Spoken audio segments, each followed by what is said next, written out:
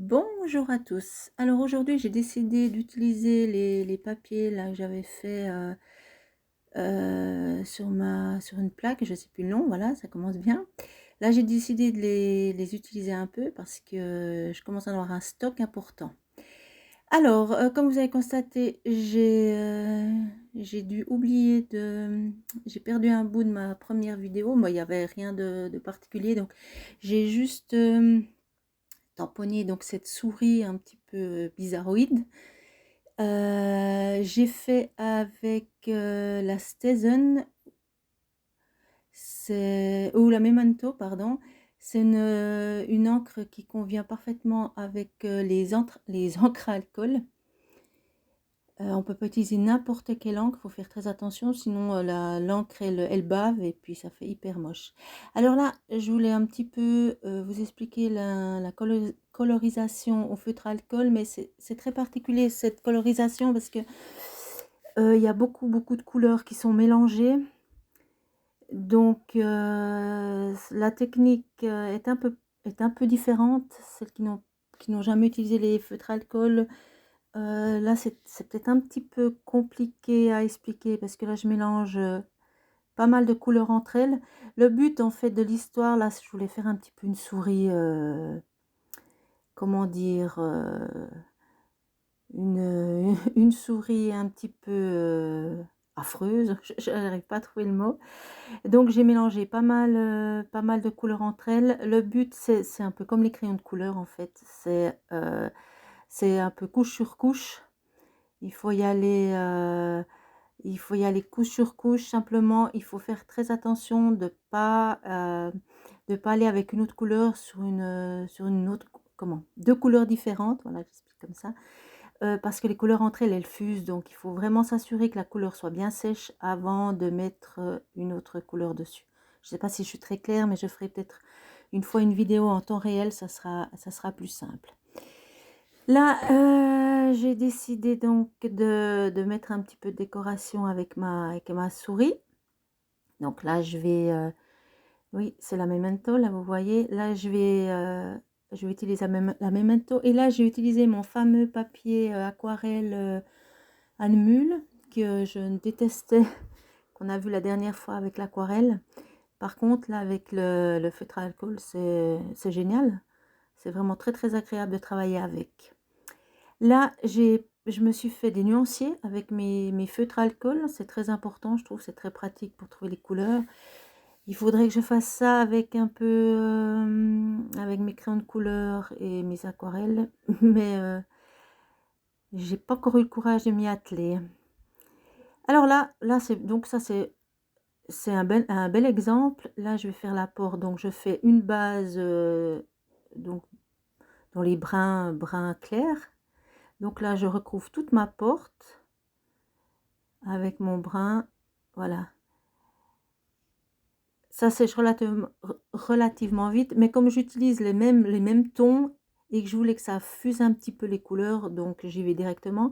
Là, je fais mes ombrages. Je prends tout simplement, donc un feutre un peu plus foncé pour faire mes ombrages.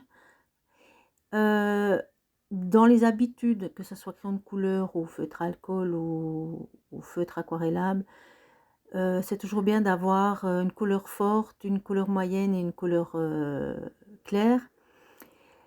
Si vous n'avez pas les 3 couleurs, même si vous n'en avez qu'une, vous pouvez faire quand même un beau dégradé simplement, plus vous passez de couches avec la même teinte, là vous avez vu, j'ai repassé une couche, plus vous passez de couches, plus la couleur va foncer. Donc là, vous voyez, j'ai exactement le même brun que j'avais, le brun clair. Là, pour le pourtour de la porte, là, je repasse avec mon brun clair et vous voyez que ça a quand même fait un ombrage. Donc, plus vous repasserez, plus la couleur sera foncée. Donc, voilà, il n'est pas nécessaire de toujours avoir les trois teintes pour pouvoir faire un beau dégradé. Après, c'est vrai que ça facilite des fois les choses, c'est plus rapide, mais comme je vous ai dit, c'est pas une grande nécessité.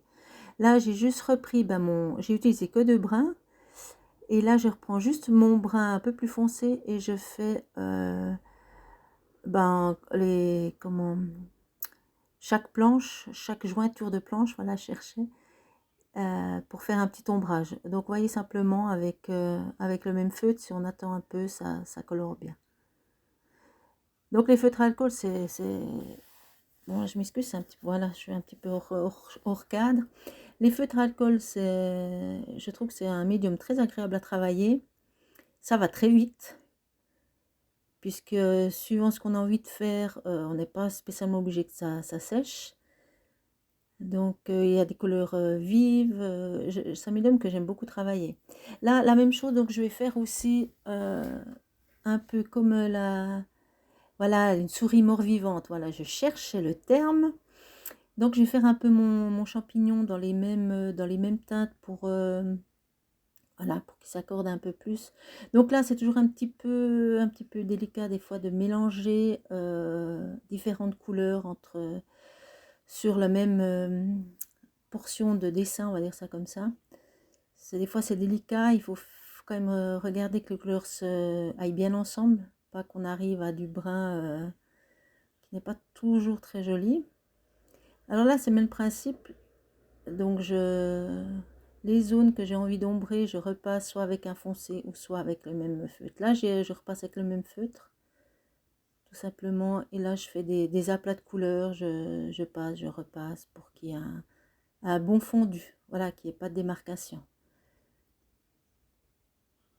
Alors, j'y vais comme ça sur sur tous mes champignons. Et comme je vous dis, c'est très facile à appliquer. Bah là, j'ai commencé par le bleu au lieu du rouge. Ça n'a pas grande importance.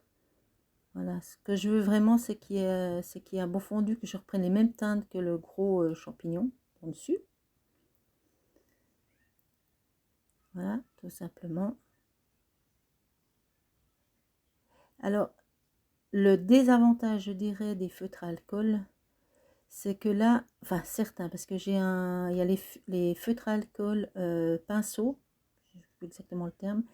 On peut aller plus en détail. Là, la pointe, c'est vraiment la pointe d'un feutre. Alors des fois, c'est suivant quelle surface, c'est très délicat parce qu'on a vite tendance à déborder. Là, vous allez voir les feuilles, là, oui, les feuilles très allongées. Ben là, vous voyez, c'est une pointe pinceau. Là, on le voit bien. Donc c'est plus délicat, on arrive plus facilement à atteindre des parties toutes plus fines. Malheureusement pour mes feuilles vertes, vous allez voir après, j'ai un peu débordé. Il n'y a pas de miracle, hein. À un moment donné, si les feuilles sont plus petites que la pointe. Alors ce que j'ai fait, j'ai travaillé les feuilles après au crayon de couleur. C'est deux médiums qui se mélangent très bien. On peut, certaines youtubeuses font, je vais dire comme ça, font le fond aux encres à alcool et ensuite elles font les finitions au crayon de couleur. Moi, c'est quelque chose que je fais très rarement. Vous voyez là, on voit tout de suite que ben voilà, ma mine est un peu épaisse, donc je vais finir au crayon de couleur. Moi, voilà. Donc là, j'ai pas trop le choix, donc ça fait plus propre quand même. Bon, comme je vais tout découper, c'est pas bien grave que ça a débordé, mais c'est quand même plus joli quand c'est net.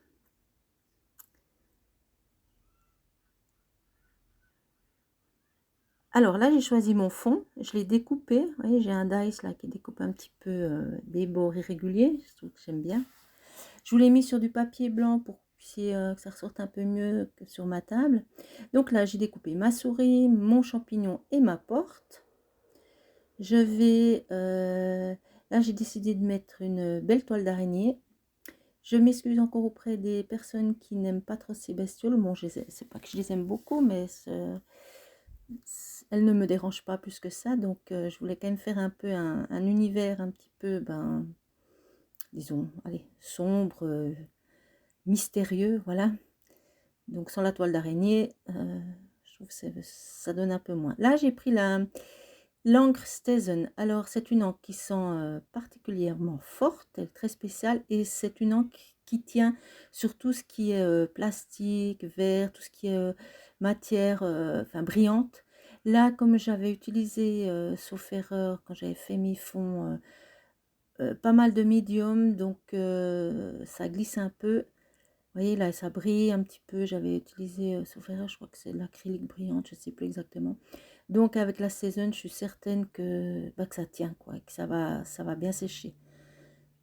Là, il faut être vigilante parce que si vous utilisez une autre, une autre encre, ça séchera pas, ou ça séchera en surface, et dès que vous aurez posé un doigt dessus, ça je parle aussi par expérience, vous avez une belle traînée noire qui vient sur votre réalisation, donc c'est un petit peu dommage. C'est vrai que les encres, elles coûtent, je dirais, relativement cher. Ça peut aller jusqu'à 12 francs ou un peu plus le pad. Mais c'est des encres que j'ai, ça fait plusieurs années. On peut même les recharger maintenant, donc c'est bien, c'est quasi inusable.